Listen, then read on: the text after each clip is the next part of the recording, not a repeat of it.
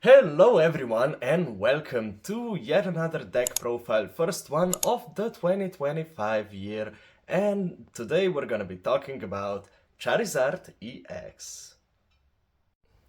So for our Pokemon we have two Charizard EXs as our main attackers. We have one Charmeleon if we get item locked, so that we have the middle evolution as well, and we have three Charmanders. We also have two Duskulls. We have one Dusclops to deal 50 damage anywhere on the opponent's bench or active, and one Dusknoir, the same effect except it does 130. We have two Pidgeot EXs to get any card from our deck once per turn. We have two Pidgeys so that we can evolve into Pidgeots. We have one Cleffa so that we can draw up to 7. As our late game attacker we have the Radiant Charizard. We have one Luminion V to get our supporters out. We have one Rotom V to draw 3 cards. We have one Pheasantipity EX to get 3 cards once we're knocked out. So, for our supporters, we have 4 Arven to get an item and a tool card from our deck. We have 2 Iono for disruption and to reset our hand. We have 2 Boss's Orders. We have one Torton so that we can get the Charizard EX late in the game back in. We have one Briar as the tech to get one more prize late game. And we have one Professor's Turos scenario to get our Pokemon that is stuck in the active back into our hand. For our items we have 4 Buddy Buddy Puffin, and we have 4 Rare Candy. The fun thing about this deck list is actually that it's heavily inspired by the winning deck list in Stuttgart. We also have 4 Ultra Ball. We have 4 Nest Ball. We got 2 Counter Catcher. 2 Gust. We have 2 Super Rod to return our energies back in the deck. We get 1 Night Stretcher to return the Charizard EXs back into our hand. 1 Unfair Stamp as the Ace Spec of choice. For our tools we have 1 Defiance Band, because we're behind in prices most of the time. 1 Forest Sealstone to get any 1 card into our hand. And for our stadiums, 1 Collapsed Stadium. And for our energies we have 5 basic fire energies.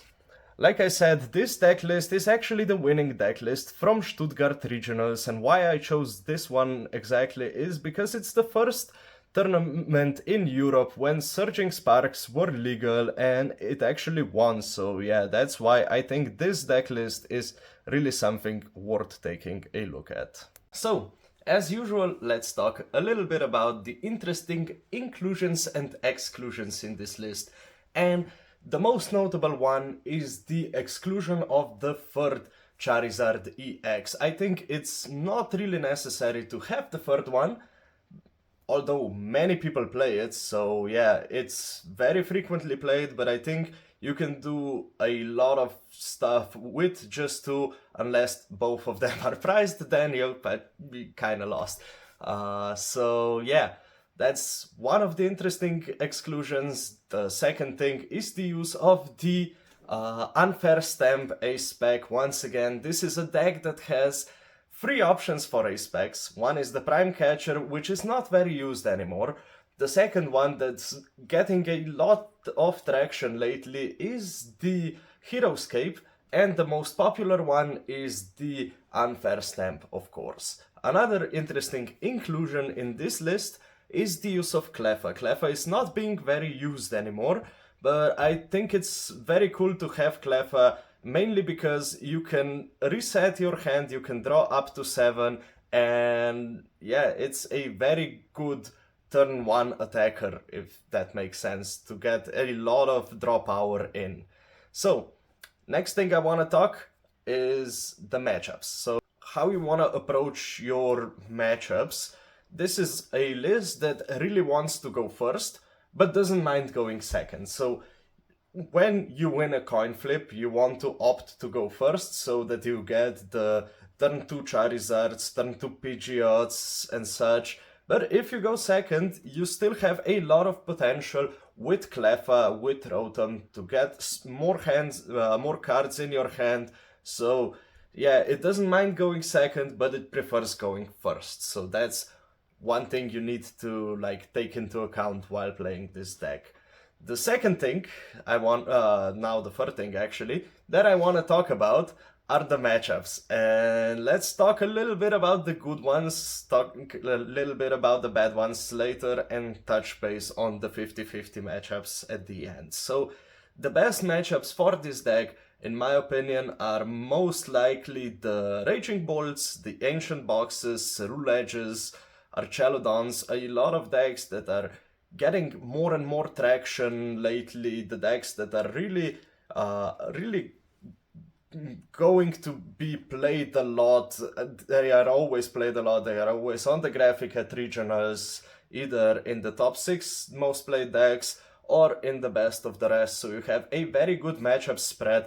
But unfortunately, talking about the bad matchups, one of the worst matchups there is definitely the Regidrago V-Star, which is the most played deck for the last couple of regionals, so that's kind of the biggest barrier you have to face every time going with this deck into the tournament. So yeah, but other than that, it has a pretty good matchup spread.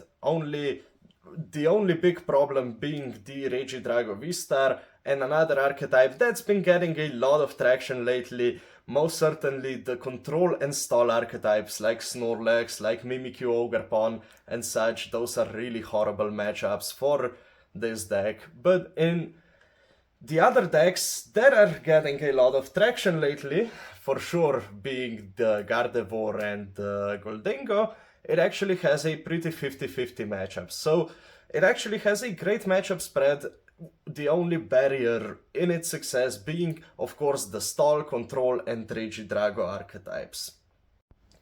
So yeah, from the matchup perspective and everything else that we've talked about, it makes sense that it is one of the most played archetypes currently in the Pokemon TCG meta. So yeah, let me know what you guys think about this deck list. Thanks so much for watching and catch you next time.